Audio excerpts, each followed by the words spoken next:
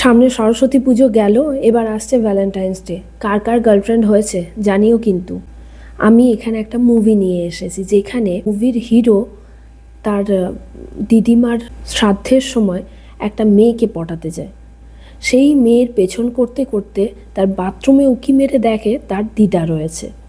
এবার দিদা ভালো মতো দেখতে পায় না, কিন্তু সে ভয় পেয়ে যায় হয়তো সে ধরা পড়ে যাবে বাথরুমে মেয়ে দেখার জন্য।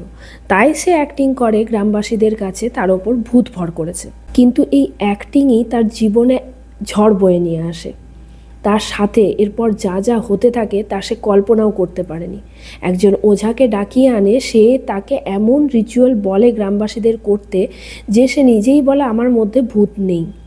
বেশি বললে এটা স্পয়লার হয়ে যাবে, আমি দিচ্ছি না। ভীষণ মজার সিনেমা, তোমরা একবার চেক করে দেখতে পারো। ইউটিউবে এটা এক্সপ্লেন করা আছে, লিঙ্ক বায়োতে দেওয়া থাকবে, তোমরা একবার চেক আউট করে নিও।